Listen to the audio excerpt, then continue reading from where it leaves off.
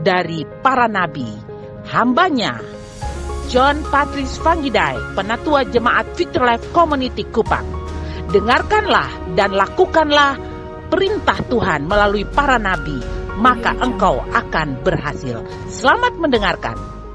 Saya adalah makhluk kebangkitan. Katakan, saya adalah makhluk kebangkitan. Katakan, saya adalah makhluk kebangkitan. Go!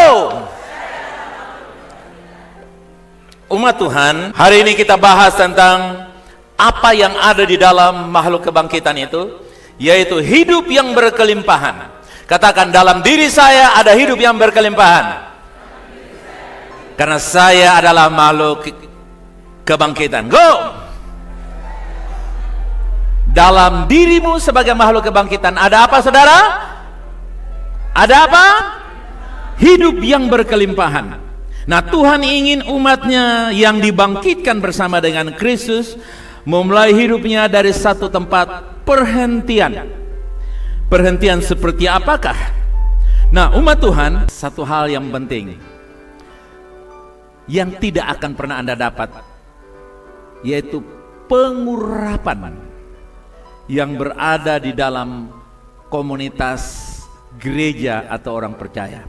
Ketika Anda masuk dalam rumah ini, Victory Life House, his room, ruangannya, maka di dalam ruangan ini ada satu pengurapan yang kita tidak akan pernah dapat kecuali di dalam ruangan ini. Umat Tuhan, this is the secret of how to be in the presence of the body of Christ. Ini rahasianya. Itulah sebabnya jangan pernah membiarkan pikiran kita dikacaukan, diselewengkan dan berkata, saya bisa gereja lewat Facebook, saya bisa gereja lewat Zoom, saya bisa gereja lewat rumah. No way.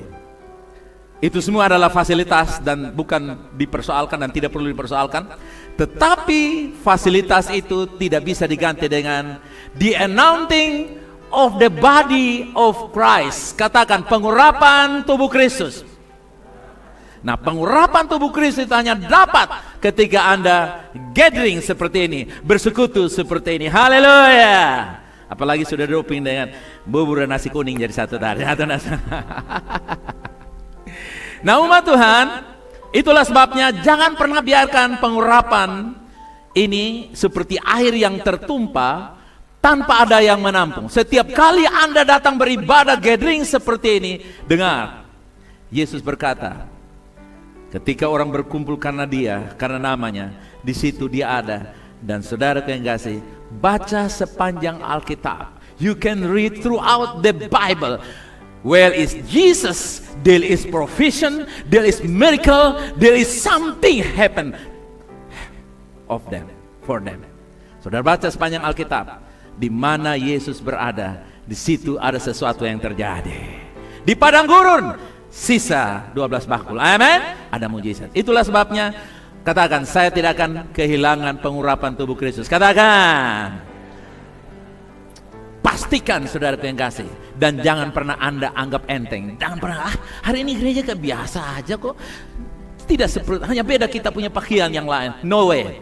Di alam roh, setiap kali pertemuan, something happen. Something good about to happen. Something good is stored for you in the anointing of the body of Christ. Di dalam pengurapan sesuatu yang terbaik tersedia bagi saya dan saudara.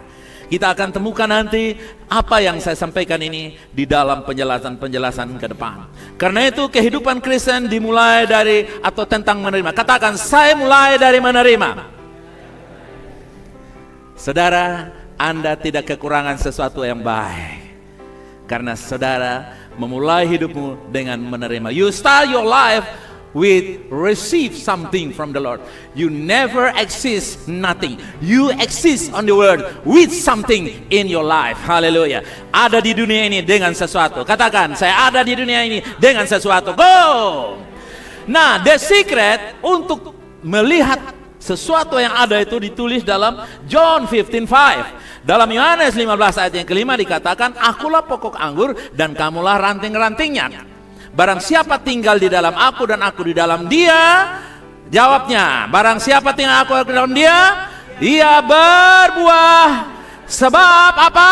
Di luar aku Jadi saudara lihat, buah dalam konteks semua yang Tuhan inginkan kita miliki dan hasilkan itu sudah ada, tetapi bukan sembarangan ada. Dia ada karena we abide in Him, we are dwell in Him. Kita tinggal di dalam Dia, seperti pokok yang atau ranting yang melekat pada pokok. Haleluya.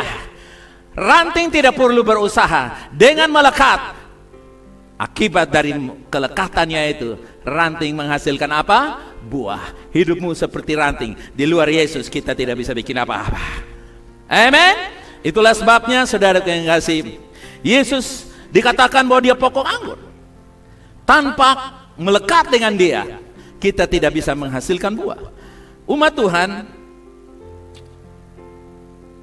ketika Allah menciptakan Adam dan Hawa, Dia menciptakan mereka di Taman Eden, di mana segala sesuatu disediakan untuk mereka. When God first time create Adam and Eve with all provision with them, Dia menciptakan pemandangan yang indah dan menciptakan setiap makhluk hidup untuk mereka menikmatinya.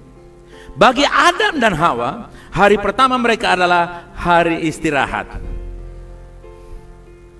Kenapa hari istirahat? Karena semuanya Tuhan sudah sediakan.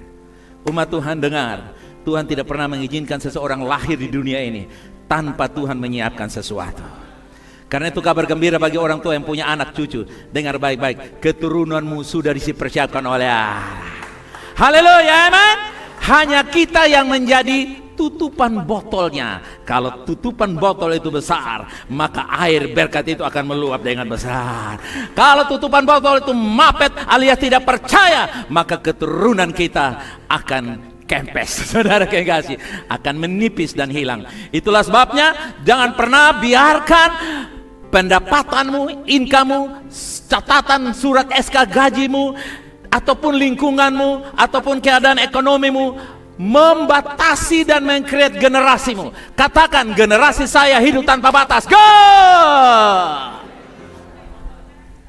Haleluya, amen. Saudara yang kasih, ranting itu kalau dia dibersihkan terus, buahnya tanpa batas. Demikian pula hidup saya dan saudara. Kalau kita semakin dibersihkan dengan keyakinan iman yang dibaharui, Anda berbuah di zaman zaman pasiklik. Haleluya. Orang lain krisis, Anda rest. Haleluya. Orang lain krisis, Anda sukacita. Haleluya.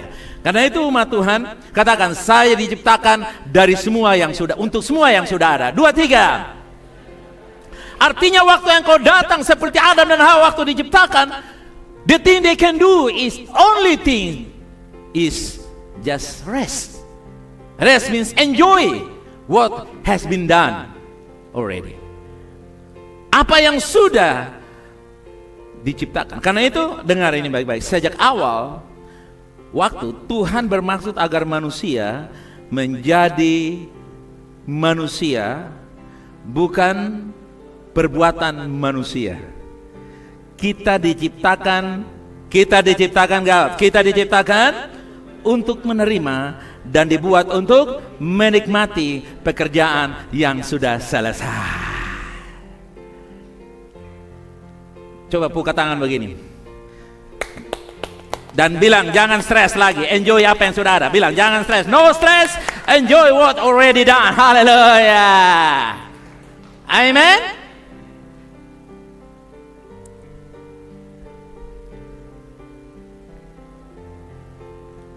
Ketika Tuhan menciptakan manusia pada hari ke-6, Dia menyatakan bahwa itu sangat baik.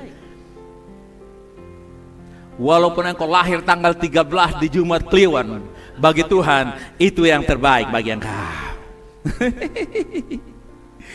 Sudah lihat kalau kamar-kamar hotel itu nomor 12, 12A, langsung 14. Mereka takut angkat 13. Tapi hari ini saya deklarasikan, yang berangkat 13 dalam segala area, termasuk hari lahir, hari nikah, hari pengangkatan. Jangan hari mati buru-buru, saudara kekasih. Dengar, semuanya adalah angka-angka berkat, bilangan berkat, hari berkat, jam berkat dalam hidup saudara. Amin. Itulah sebabnya saudara yang kasih, Tuhan, kalau Tuhan melihat itu very good, Tuhan pencipta melihat sudah sangat baik, Lalu saudara yang hanya ciptaan, kita yang hanya ciptaan, mulai komplain dan berkata, wih, coba kalau beta bule, nanti boleh coba kalau beta lebu. Nah, no, dalam segala keberadaan, Tuhan melihat engkau sangat amat baik. Allah memberikan jiwa kepada manusia yang tidak dimiliki makhluk lain, dan jiwa hidup untuk berapa lama? Selama-lamanya.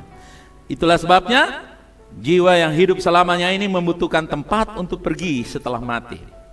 Jiwa-jiwa yang tidak menerima Kristus tidak ada pengharapan tanpa keselamatan di sana. Karena itu dibutuhkan sebuah pembaruan dari jiwa, satu kelahiran kembali dari roh yang memperbarui jiwa kita. Kejadian 2 ayat yang ketiga, lalu Allah memberkati hari ketujuh itu dan menguduskannya, karena pada hari itulah ia berhenti dari segala pekerjaan penciptaan yang telah dibuatnya itu. Penyebutan pertama tentang kekudusan ditemukan di sini. Menguduskannya, dikuduskan. Jadi istirahat itu suci, saudara kekasih. Ini prinsip, ya. Kita hanya bisa suci kalau kita beristirahat. Apa artinya ini? Kita tidak bisa menjadi suci dalam keadaan stres, tertekan, merasa tak berdaya, merasa tidak mampu, merasa bersalah, apalagi tertuduh karena kita ada begini begitu, buat dosa ini itu dan segala macam. Akibatnya kita tidak bisa istirahat, tidak bisa suci. Tapi ketika kita istirahat karena percaya Tuhan telah menyelesaikan apa yang menjadi bagian Tuhan untuk kita, kita akan bisa mengalami. Jadi hari yang pertama adalah istirahat, menikmati semua perkenanan Tuhan. Haleluya. Umat Tuhan, ini bagian yang harus kita tangkap. Istirahat artinya saya menikmati semua yang telah Tuhan kerjakan, termasuk pengudusan. Tuhan telah menguduskan saya dan saudara. Amin.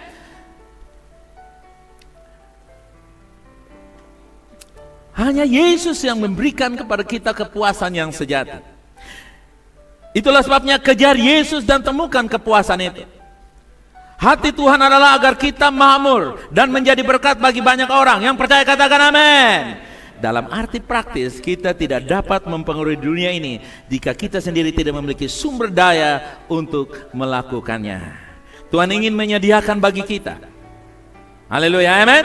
Tuhan ingin menyediakan bagi kita agar kita menggunakan uang untuk mencintai Tuhan dan mencintai manusia, tidak mencintai uang dan memanfaatkan orang. Haleluya.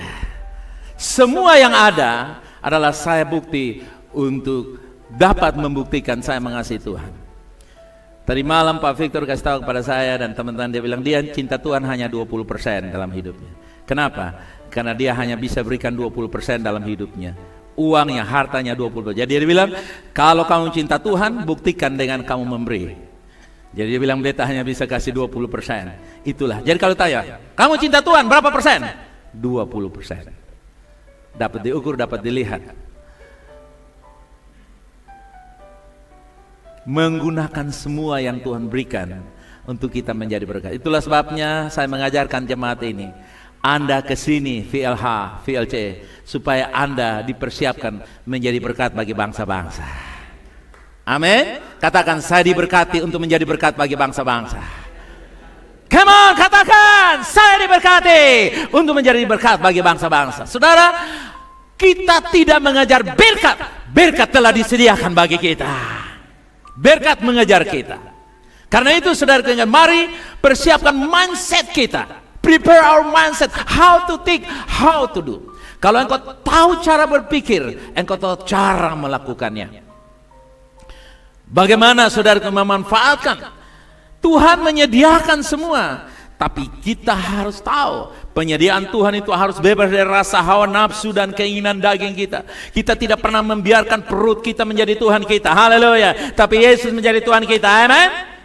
Dia menyediakan segala sesuatu, tapi jangan pernah biarkan perut mengambil alih. Makanya dalam Filipi dikatakan begini, 3 ayat 19, kesudahan mereka ialah kebinasaan, Tuhan mereka ialah, jadi perut bisa menjadi Tuhan. Nama dari Tuhan adalah perut bagi sebagian orang. Menurut Filipi 3 ayat 19, Kemuliaan mereka ialah aib mereka, pikiran mereka semata-mata tertuju kepada apa? Perkara duniawi. Bahkan pengkhotbah 7 ayat 9 pada bagian yang ujung dikatakan, tetapi mereka mencari banyak apa? Dalih. Ada banyak alasan yang manusia buat untuk tidak mengizinkan Tuhan memakai mereka menjadi saluran berkat. Sebelum kejatuhan manusia, Tuhan menjadikan segala sesuatu dibutuhkan manusia. Sekarang setelah kejatuhan, kita tetap harus menciptakan dalam upaya untuk mengisi apa yang sekarang kurang dan untuk mempertahankan atau meningkatkan penemuan sebelumnya. Saudara lihat, terjadi satu proses di mana kita harus bekerja lagi. Namun dengar baik-baik, Allah dalam kasih dan belas kasihannya kepada manusia, Dia mengirim Yesus ke dunia ini untuk menyelamatkan kita dari kehancuran. Menyelamatkan artinya mengutuhkan, menyembuhkan, memamurkan, haleluya. Termasuk membuat berhasil agar manusia bisa temukan kembali tujuan hidupnya. Di kayu salib putra tunggal, yaitu Yesus, putra Allah, menjadi satu-satunya putra yang terlupakan untuk beberapa saat.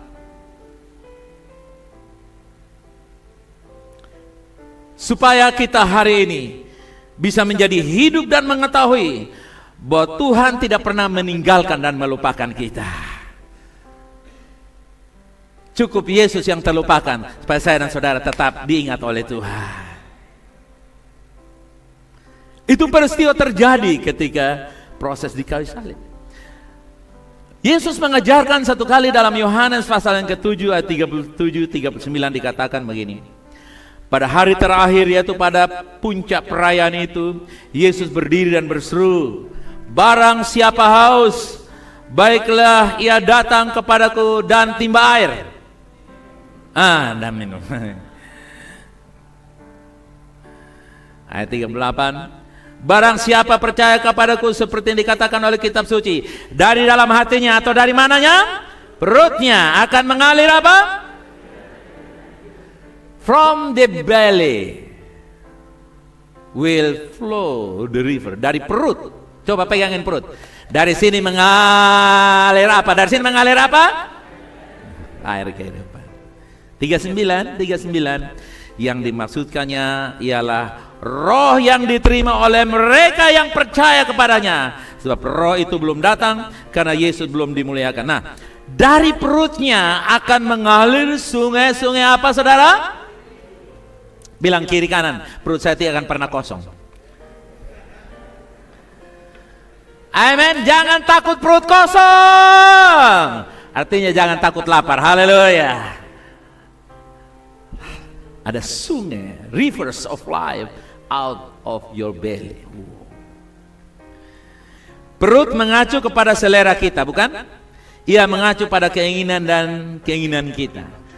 Tidak hanya untuk makanan, tapi juga untuk pemenuhan selera. Sudah lihat, manusia tidak. Kenapa ada mode ini segala macam?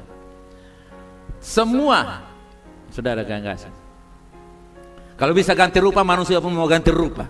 Karena tidak bisa ganti rupa, maka dia ganti model rambut, warna kulit. Kalau bisa ganti, bahkan manusia sudah coba untuk menggantikan jenis kelaminnya.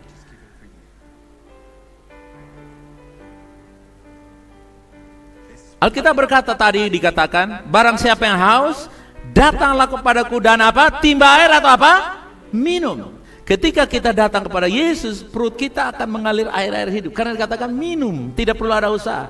Ia memberitahu bahwa bagian dari kita yang berseru meminta pemenuhan akan dipuaskan sepenuhnya, dilimpahkan kepada kita yang datang. Jadi saudara yang kasih, kita tidak bisa puas dengan hal-hal buatan manusia. Amin.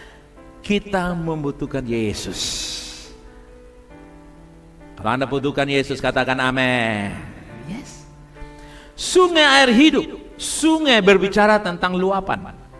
Agar bejana meluap, bejana hati kita, hidup kita meluap seperti sungai yang melimpah mengalir air itu, perlu diisi terlebih dahulu. Dan diisi sampai meluap. Tuhan ingin supaya kita memuaskan kita sampai kita berkelimpahan. Luapan ini, dengar saudara yang kasih, dengar. luapan ini bukan hanya untuk kehidupan kita sendiri, tapi juga untuk orang lain. Sungai adalah untuk apa? Kepentingan orang di sini. Siapa di sini yang punya private river? Siapa yang punya sungai pribadi? Itu sungai dari hulu langsung masuk di dapurnya, putar-putar di teras saja, saudara. Lalu naik ke atas lagi turun. Kalau sumur pribadi saudara punya, betul ya? Saudara doakan, saya ini punya satu tekad puluhan tahun yang lalu, mesti ada sumur di rumah saya, tidak bisa tidak. Mau bor, mau gali, mau pahat, pokoknya mesti ada sumur. Dan saya percaya saudara akan minum dari air itu satu kali. Tapi saya tidak bisa punya sungai. Kita hanya bisa punya sungai rohani. Ada sungai di sini, coba katakan ada sungai di sini. Cacing-cacing pasti mati, saudara. Penyakit mati. Tahukah saudara, kalau manusia, dengar saudara, ini pewahyuan yang saya percaya Anda dapat berkat. Kalau kita tidak makan, pasti tidak ada bermasalah dengan penyakit. Amin. Lalu saudara bilang, kok Adam kenapa belum makan?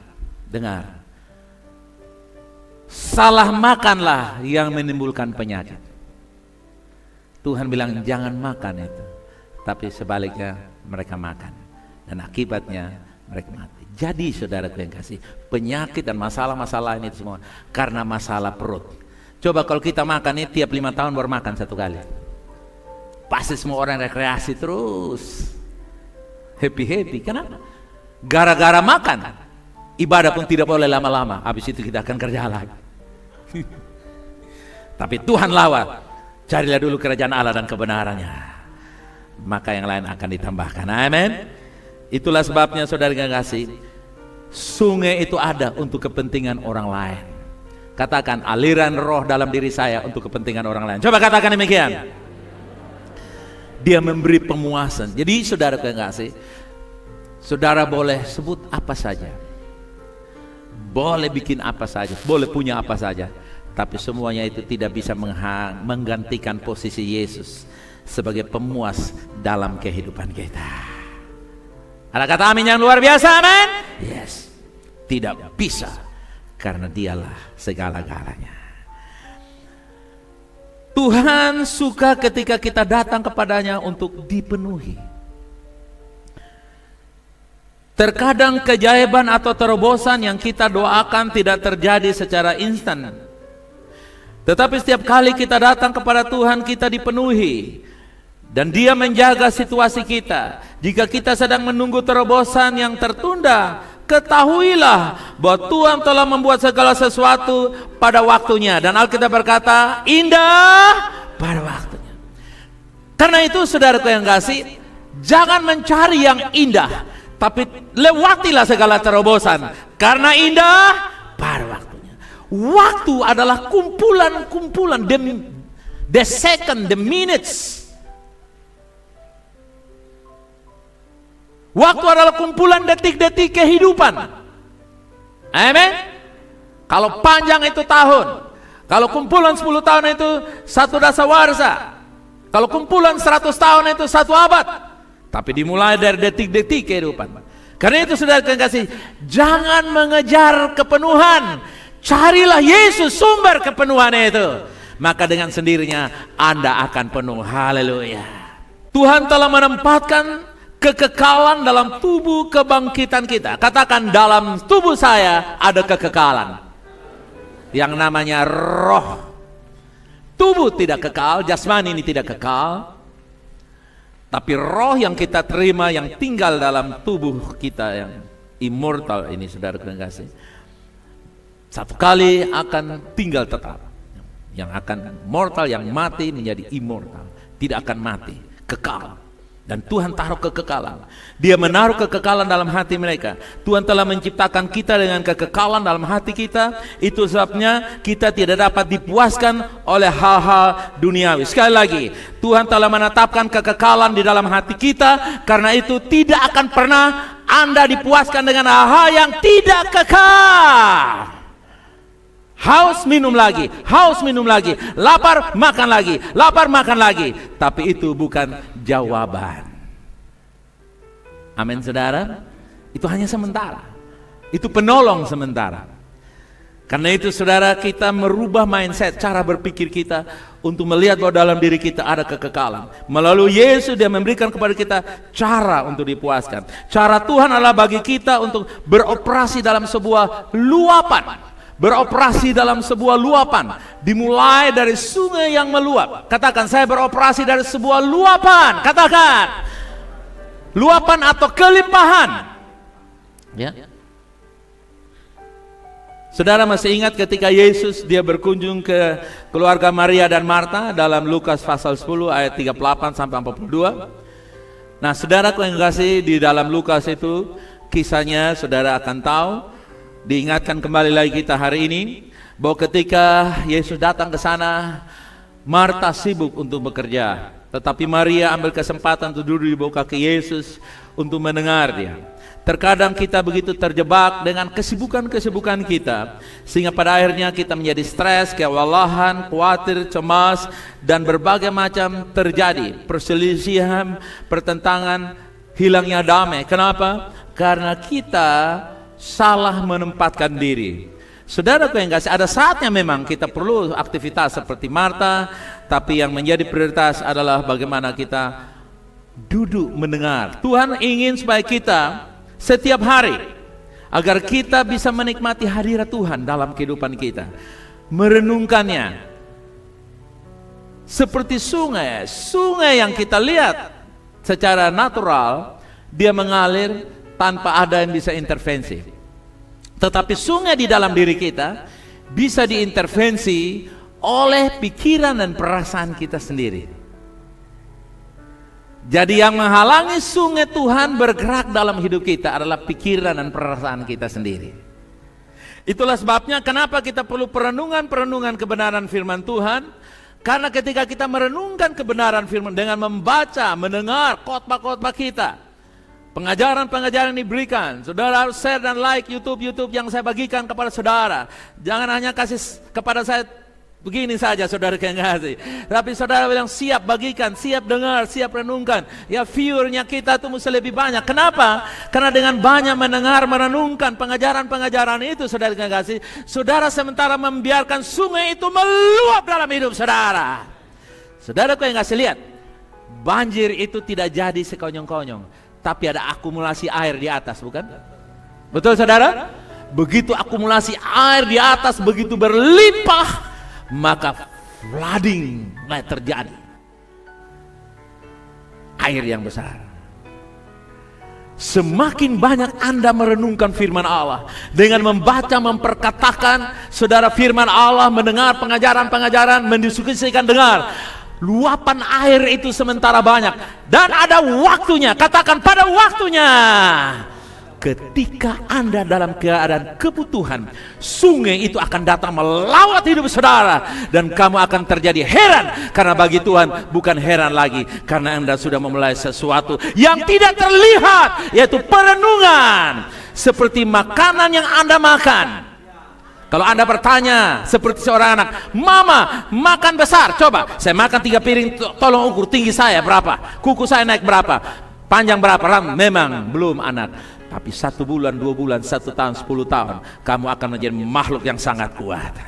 Dengar, perenungan firman Allah adalah satu musuh yang setan akan berusaha untuk apa saja. Katakan apa saja.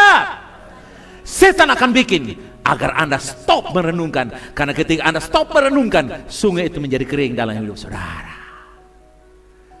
Apa yang dibanggakan dengan sungai kering? Paling batu kali, pasir kali. Tidak ada kehidupan di sana. Tapi ketika sungai itu ada aliran air besar, dengan sendirinya batu akan juga datang. Amin saudara. Datang saja ke pantai, pasti batu ada banyak di sana kalau sungai itu hidup. Dengar saudara yang kasih, no breakfast without reading the Bible. Katakan, tidak baca firman, tidak ada makan apa-apa. 2, 3. Lalu kenapa kita makan tadi di sana? Itu juga bagian dari ibadah kita tadi. Tapi maksud saya ialah setan akan berusaha untuk kemakmuran kita dihambat. Dengar. Sungai Noelmina, Sungai Amazon mengalir tanpa ada orang bisa batasi. Tapi sungai Allah dalam dirimu hanya bisa dibatasi oleh pikiran dan perasaanmu sendiri.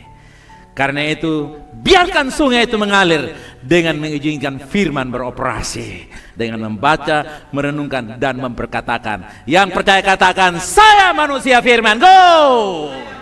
I am word of life. Saya firman kehidupan itu. Nah, umat Tuhan, lakukan satu hal yang perlu. Berapa hal yang perlu, saudara kekasih? Satu hal yang perlu, yaitu duduk di kaki Yesus dan menerima darinya. Hari ini saudara sedang duduk di sana. Jangan mau terganggu dengan banyak hal lainnya. Mari kita sibukkan dengan perkara-perkara Tuhan. Ketika kita menyibukkan diri dengan Kristus, bahkan ketika situasi sulit muncul, kita akan bangkit dengan semangat kuasa. Kita akan memiliki cinta kasih, sukacita, damai, karena kita berkelimpahan. Amin. Kita akan menemukan bahwa Tuhan akan memberi kita kasih setia dan rahmat yang baru setiap hari. Berikan waktu kepada Tuhan, dan kita akan menemukan bahwa Dia selalu melipat gandakannya kembali kepada kita. Haleluya. Saudaraku yang kasih, kalau Anda tidak berani kehilangan waktu karena Tuhan, Anda tidak pernah menemukan kekekalan dalam hidup saudara. Yang Anda temukan adalah kurang-kurang hampa, rasa tidak pernah mengalami sukacita. Anda bisa happy, tapi tidak bisa naik kepada level yang lebih tinggi dari happy, yaitu rejoice. Kita tidak bisa. Itulah sebabnya saudaraku yang kasih, mari Lukas 5 ayat 6 dan 7 dikatakan, dan setelah mereka melakukannya, mereka menangkap sejumlah besar ikan sehingga jala mereka mulai koyak. Ayat 7, lalu mereka memberi isyarat kepada teman-temannya di perahu yang lain supaya mereka datang membantunya. Dan mereka itu datang, lalu mereka bersama-sama mengisi kedua perahu itu dengan ikan hingga hampir tenggelam. Hingga apa saudara? Hingga apa? Tapi belum tenggelam, bukan? Apapun yang kita butuhkan secara praktis, Tuhan pasti menyediakan. Yang percaya, amin. Apapun yang kita berikan kepada Yesus, Dia akan memberi kita lebih banyak kembali. Masih ingat peristiwa ini? Kenapa mereka tangkap ikan begitu banyak? Karena Yesus memakai perahu Simon. Harusnya Simon melaut, tapi Yesus pakai intervensi sebentar. Dengar, kalau Yesus mau melakukan sesuatu dalam hidup saudara, dengar baik-baik. Yesus mau supaya Anda diberkati. Yesus tidak pernah menahan berkat, tapi Yesus mau supaya Anda diberkati dengan berkelimpahan. Hampir tenggelam. Apa saudara? Kalau saya bilang hampir tenggelam, saudara bilang tidak tenggelam. Hampir tenggelam. Amin. Hampir. Tuhan tidak pernah memberkati Anda lalu lupa datang. Ibu, kenapa tidak datang gereja? Horden aja 17, spray ada 17. Ini berkat terlalu banyak. Makanya Tuhan juga tahu, walaupun badan saya di tempat cuci, hati saya di depan mimbar Pak John. Wah. Itu ilmu Abu Naba, saudara kita.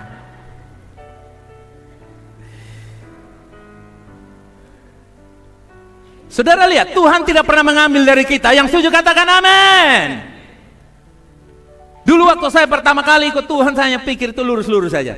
Ya, ada makan, ada pakai, yang penting Injil diberitakan semua. Tidak pernah berpikiran. Saya lihat kalau om-om saya, mereka bawa mobil, ada Jimmy, ada macam-macam. Mobil macam-macam, saya lihat saya. Ya sudahlah, yang penting nanti di surga juga senang. Saya hibur diri saya dan seperti itu.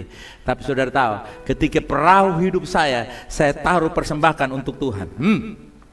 Saudara kasih, Tuhan memberikan hidup saya. Saudara tahu begitu. Dengar baik-baik. Ketika saya belajar masak, makanan saya yang dicicipi adalah Gubernur NTT. Lari lewat dari ini dan Ibu Melse ribuan kali, saudara kawan. Sekali masak Gubernur datang makan, saudara kawan. Saudara lihat. Kalau dulu saya sekolah chef, mungkin sekarang saya tukang masak di perahu di mana, saudara kawan. Tapi saya meminjamkan hidup saya. Coba pegang dada saudara. Tuhan, saya tidak kasih pinjam, tapi saya persembahkan untuk Engkau. Katakan, kasih tahu, saya persembahkan. Amin saudara. Amin saudara. Amin. Bilang banyak, amin. Banyak, amin. Nah, begitu. Amin. Nah, amin banyak. Sudah lihat. Jangan pernah menyesal kasih waktu untuk Tuhan. Apapun karir saudara, apapun pekerjaan saudara, ketika Anda beri waktu, tahukah Anda bahwa Yesus adalah waktu Alfa dan Omega? Bersama dengan Alfa dan Omega, semuanya terpenuhi dan diberkati. Amin. Pinjamkan, orang pinjamkan saja hampir tenggelam. Itu dengan kata lain, dengar baik-baik. Apa artinya hampir tenggelam? Supaya masih ada Tuhan yang menyelamatkan kita. Kalau tenggelam kan habis tuh. Tapi kalau hampir tenggelam, pasti Petrus lagi senang-senang hitung uang, hitung emas, perak, hitung materi. Mau tenggelam, rumah tangga mau tenggelam, karir mau tenggelam, karena ada penyakit, ada persoalan hubungan, ada persoalan keluarga, persoalan anak, persoalan segala macam. Mau tenggelam, dia berkata, Yesus! Yesus ada di atas segalanya. Makanya hampir tenggelam. Jawabnya tetapi tidak tenggelam. Hampir tenggelam. Hampir bangkrut. Hampir mati. Hampir cerai. Hampir. Tapi yang penting masuk.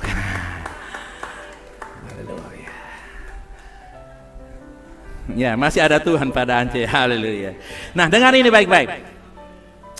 Tuhan menciptakan setiap orang dengan menaruh karunia atau gift di dalam dirinya untuk mencapai suatu kehidupan yang maksimal atau kelimpahan. Coba pegang dada, katakan, dalam diri saya ada karunia dari Tuhan untuk mencapai kehidupan yang maksimal atau kelimpahan. Katakan, kelimpahan. Yang perlu kita lakukan adalah menggunakan, do something with the gift the God installed in you.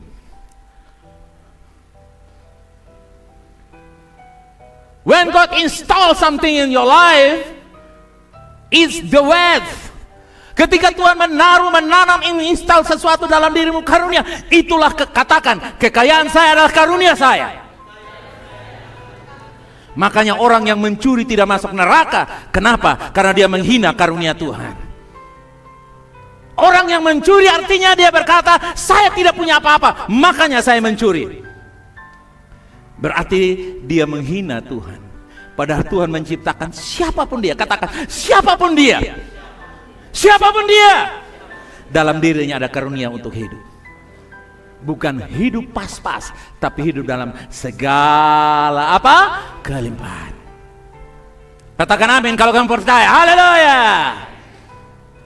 Umat Tuhan, kita harus mengerjakan karunia itu dengan menginvestasikan waktu. Ada trial and error, ada usaha dan gagal. Tidak ada orang usaha. Yang satu-satunya berusaha dan berhasil, Yesus namanya. Yesus tidak bilang, Petrus ikut beta besok tes. Copot. Copot. Tenggelam. Coba. Sonde mah. Esa. Kalau Petrus orang ke Yesus orang esa.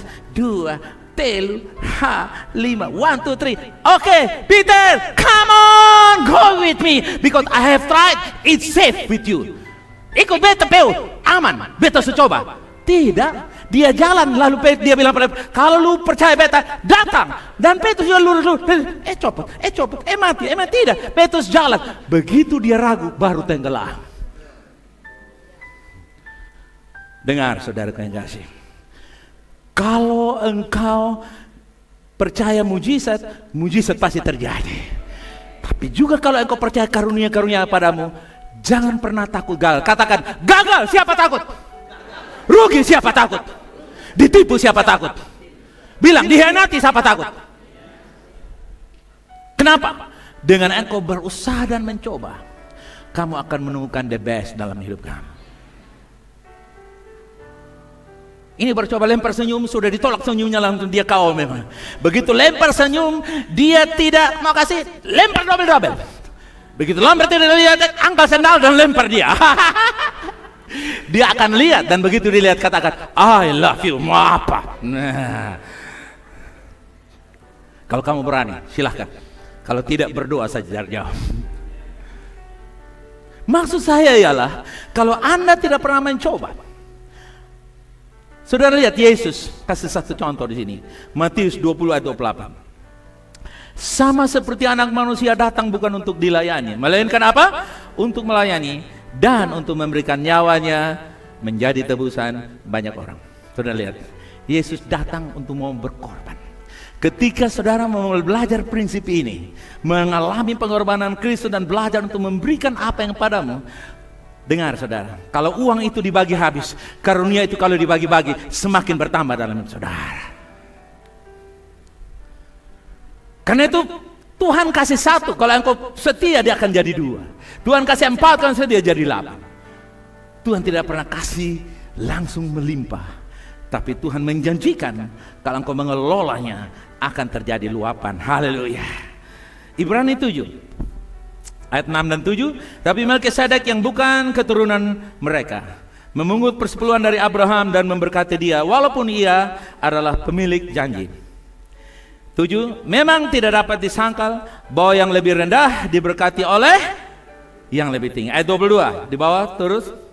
Demikian pula apa? Yesus adalah jaminan dari suatu perjanjian yang lebih kuat. Dengar saudara, selama Anda memegang janji Tuhan, penjamin dari janji Tuhan adalah Yesus. Dan ketika Anda pegang janjinya, pasti Anda akan menikmatinya. Tidak tunggu mati. Hari ini di dunia ini Anda akan mengalaminya. Memang ada janji yang kalau engkau sudah tidak ada, baru digenapi dalam keluarga dan keturunan. Haleluya. Tapi ada janji yang kamu akan nikmati selama kamu hidup di dunia ini. Karena itu siapapun yang kita beri perpuluhan menunjukkan superioritas orang tersebut, bukan? Bagi kita hari ini, kita memberi perpuluhan kepada Tuhan bukan untuk mendapatkan kekayaan, tapi untuk mengakui Dia sebagai sumber kita. Yang percaya katakan amin.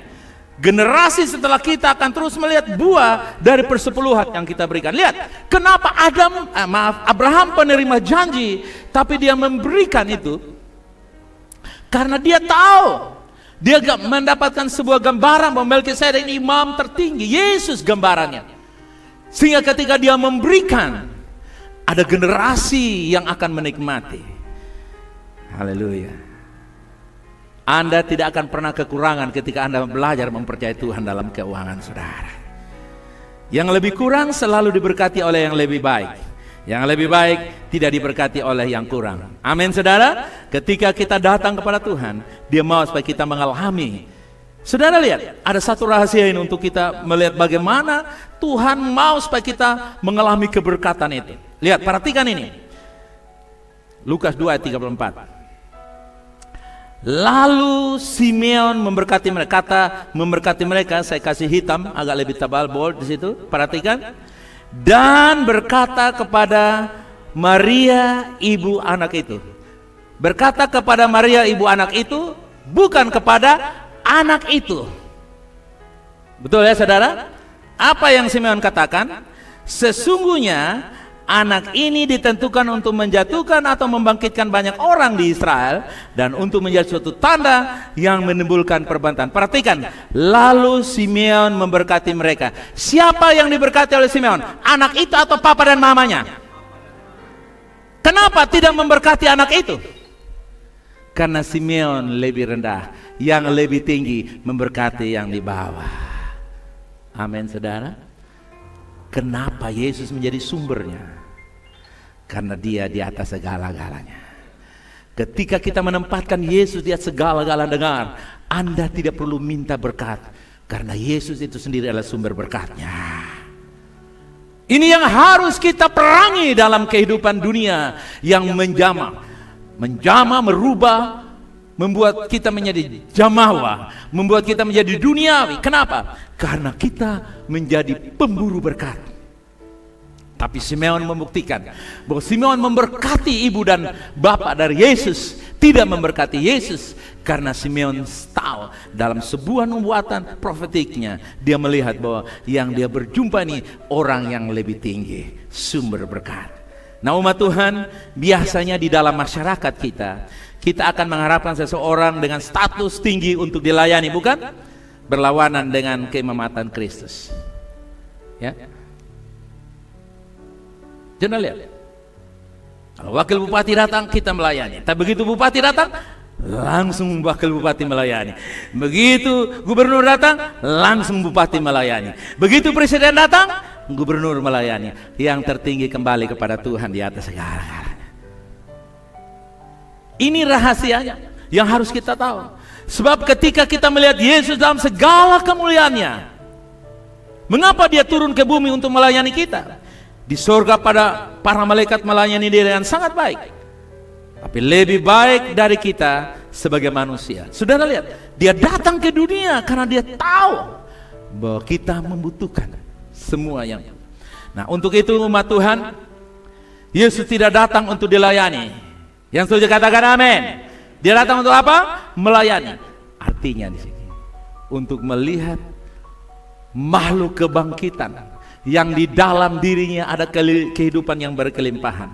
Biarkan kebangkitan Kristus itu mengalir dalam kita, melalui kita, agar kita seperti sungai yang bermanfaat bagi banyak. Coba buka tangan saudara, katakan, biarlah hidup saya seperti sungai yang mengalir. Katakan, haleluya. Sungai itu sedang ada dalam diri saudara. Dia mengalir supaya kita meninggalkan 4 legasi. Amin saudara, amin. Saya percaya dari rumah ini, dari jemaat ini, sungai itu mengalir di seluruh Indonesia ke bangsa-bangsa. Mungkin kita kilo atau panjang sungai sekian itu, generasi kita menyambung lagi generasi, tapi kita berada dalam satu sungai kehidupan yang mengalir. Haleluya. Mengalirlah kuasa Roh Kudus. Mari kita datang kepada Tuhan saudara. Kita bangkit berdiri, kita katakan, mengalir di hatiku Tuhan, mengalirlah.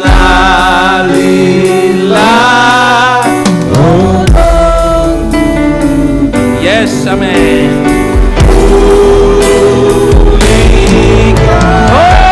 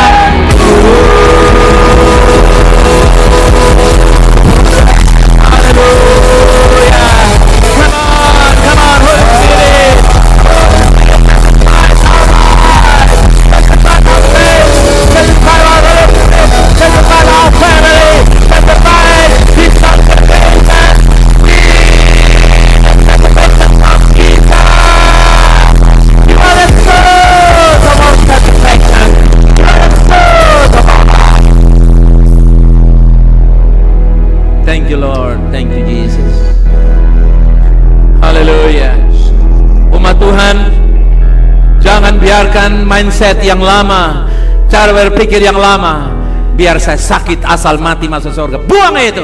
Yang sakit berpikir bahwa Yesus sudah menderita penyakitmu di kayu salib supaya engkau bisa sehat dan sembuh. Katakan yang sakit, sebutkan penyakitmu: gula darah, jantung, paru-paru, ginjal, otot, pankreas, ATS, penyakit apapun, sebutkan.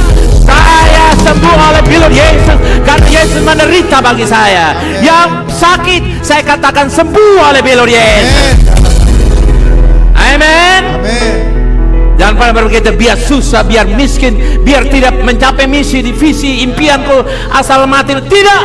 Masih ada peluang percepatan, peningkatan untuk menggenapi visi dan rencana Allah bagi impian saudara. Haleluya. Jangan pernah menyesal, karena Yesus akan memuaskan rancangannya dalam diri saudara.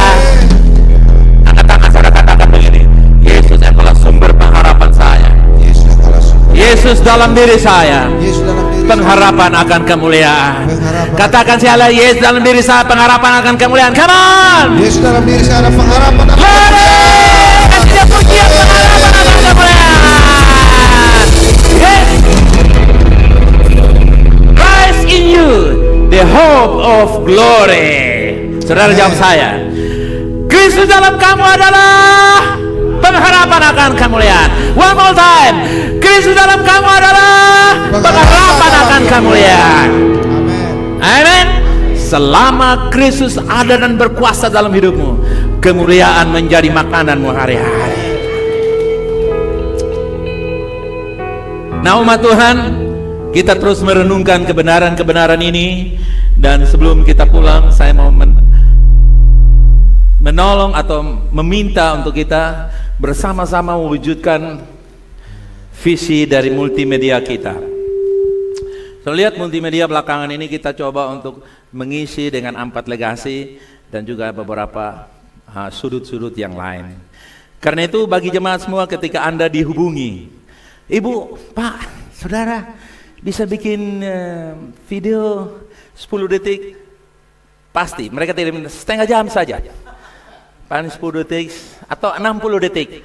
Saya minta supaya saudara antusias untuk mendukung ya saudara, baik yang di Facebook, yang di Zoom maupun yang live, saudara ambil bagian, wawancara atau apa saudara, karena saya percaya lewat multimedia ini kita bisa membuat akselerasi percepatan dan bisa membawa mindset kita bersama-sama.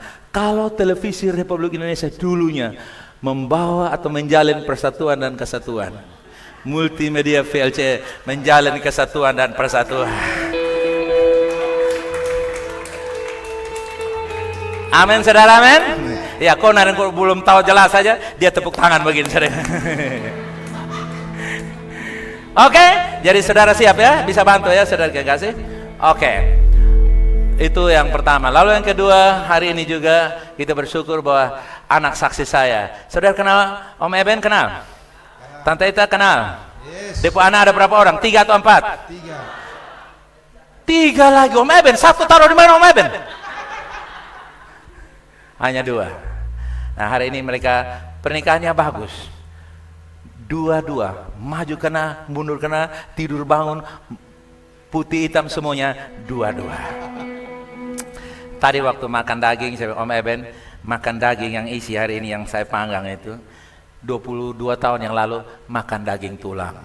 Tapi ini makan stik babi, karena berkat sudah melimpah dalam diri Om Eben. Bukan Om Eben saya yang diberkati, tapi anak-anak yang berulang tahun, pernikahan sepanjang bulan Juli ini, Anda juga diberkati oleh Tuhan. Amin. Oke, anak-anak yang berulang tahun sepanjang bulan Juli ini saya berdoa, kiranya sorga terjadi dalam pernikahan saudara. Yang dekat situ Om Eben dan Tante Gantang bersama putra-putrinya, dan kami lepaskan berkat Tuhan atas anakmu Pak Eben dan Ibu Ita serta kedua putra-putri mereka. Saya katakan bahwa keluarga mereka diberkati oleh Tuhan. Sorga menjadi nyata di tengah keluarga dan pernikahan mereka. Om Eben terus naik dan bukan turun bersama dengan keluarganya. Kedua anak mereka mencapai tujuan dan rencana Allah. Terima kasih Tuhan. Teman-teman lain yang menikah sepanjang bulan Juli ini, kami juga memberkati mereka dalam nama Yesus Kristus Tuhan. Terima kasih Bapa. Jemaat Tuhan yang berulang tahun sepanjang bulan Juli ini juga Tuhan, Hari ini khususnya kami lepaskan berkat untuk mereka yang berulang tahun. Terima kasih Bapa di surga. Kami serahkan seluruh kehidupan kami ke dalam tangan-Mu Bapa.